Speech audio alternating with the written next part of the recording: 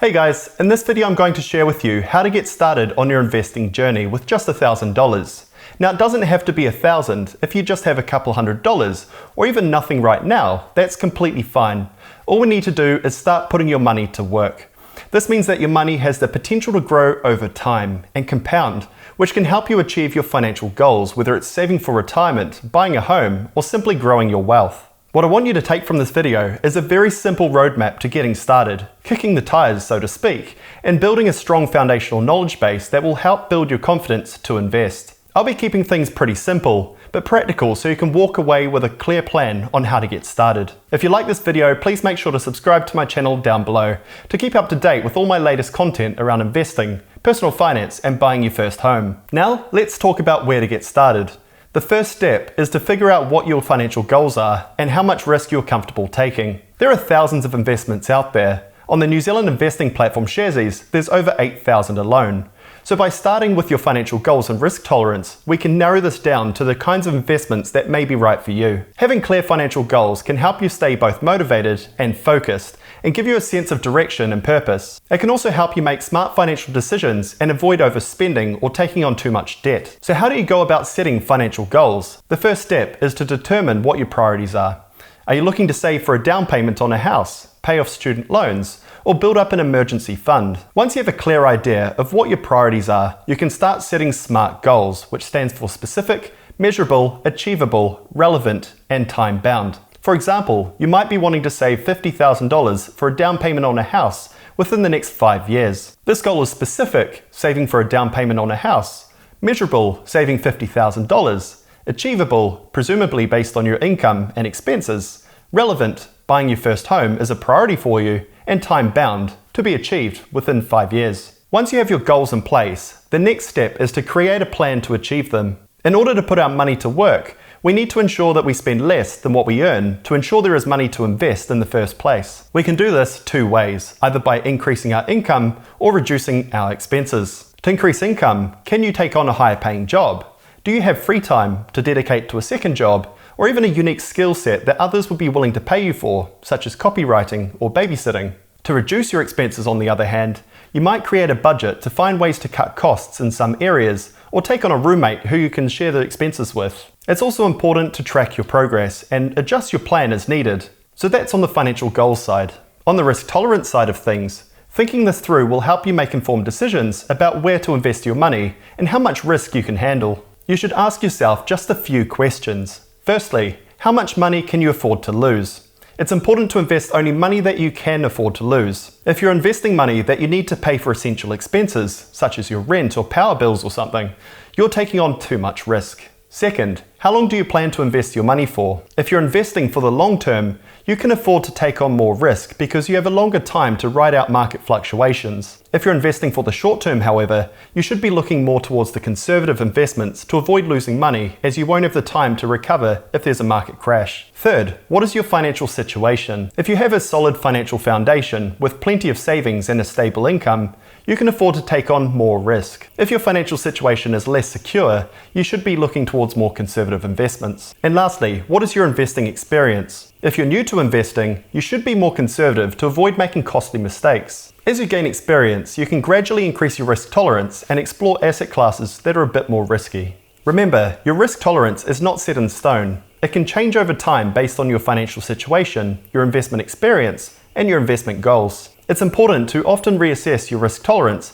to ensure that your investments align with your overall financial plan. So that rounds out the first step on how to invest $1,000. You now have a plan to keep you motivated and inspired, and to add to that, you also know what your risk tolerance is and whether you are open to investing in potentially volatile investments. The second step is to assess the investments out there in the market. As a beginner investor, and even for an experienced one, it is very hard to pick individual stocks, like say Warren Buffett, as not only can the company underperform, but you may also get cold feet with a stock and sell it before it has reached its full potential. Just like the saying goes, don't have all your eggs in a single basket.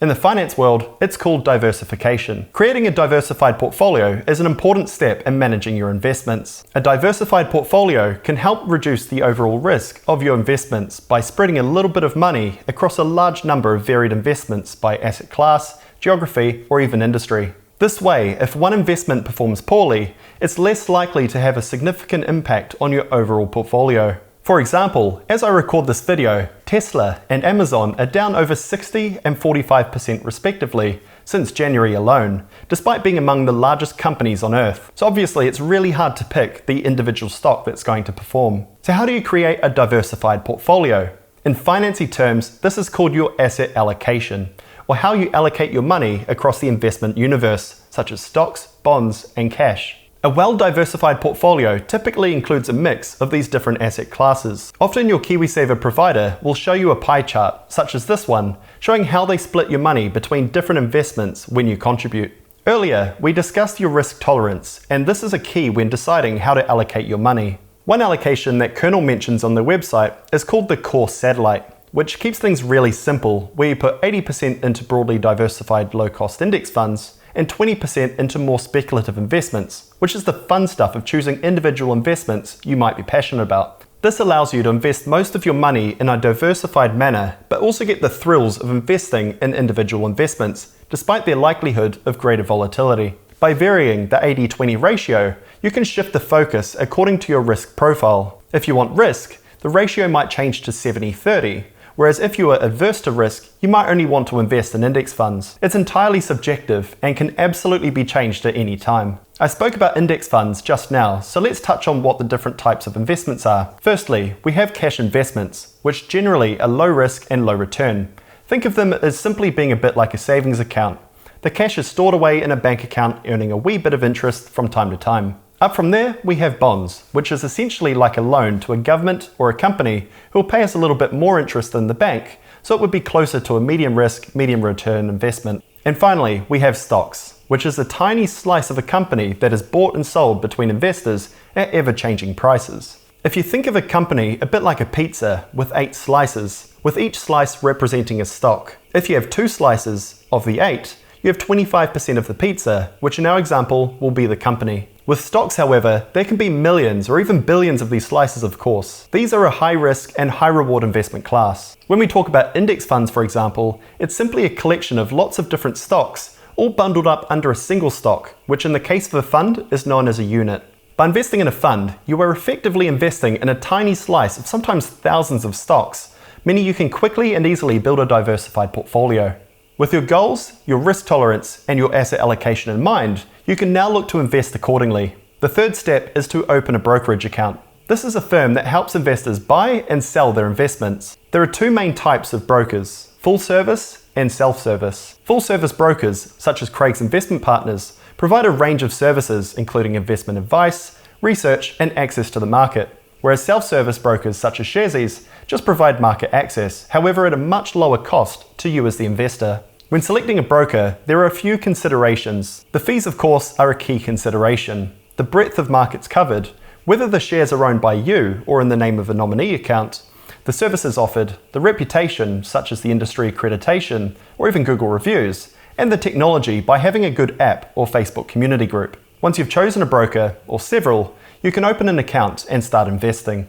Remember, it's important to do your own research and make investment decisions based on your own goals and risk tolerance. When you start to invest, you can either invest in one go or progressively over time. The reason why at the start of the video I said it doesn't matter even if you are starting from no savings is that you can invest a little and often through a common feature on many broker websites called auto-investing. This allows you to send as little as $5 a week to a broker and have them automatically invest this on your behalf in the asset allocation that you specify. Sharesies, Hatch, Kernel, Invest Now all offer this in the New Zealand market, and it's a great way to get started. This strategy is also backed by many investors for its long-term advantages and is called dollar cost averaging. It allows you to ride the waves of investment prices going up and down, averaging out their volatility. It also allows you to build a habit of regular investing, and is often recommended in investing literature for beginners who are worried about putting all their money into the market at the wrong time. Once your account is open, you can start investing your money according to your chosen strategy. It's important to often review your investments and make adjustments only as needed to ensure that your portfolio is aligned with your goals. At the start of the video, I discussed setting smart financial goals that will ensure you stay committed to your investing journey with whatever money you have available. We also covered ways you could increase your savings to invest by growing your income or cutting your expenses, which can then be used to auto-invest into a broker to dollar cost average. We also covered risk tolerance and how that can influence how you allocate your portfolio to suit you and your own preferences. And finally, we wrapped up by discussing broker accounts and the types of investments available in the market. Your investing journey is your own, and one of the hardest things, at least in my experience, is to stick to your own strategy we discussed here in this video today. Everyone has their own goals and strategies, and sticking to our guns is what truly makes you an investor. I hope you enjoyed this video, and if you did, please make sure to subscribe to my channel down below. I post a lot of content for people in their 20s and 30s looking to grow their wealth through personal finance and investing, as well as buying your first home. If you have any questions about anything I've shared in this video, please reach out in the comments below.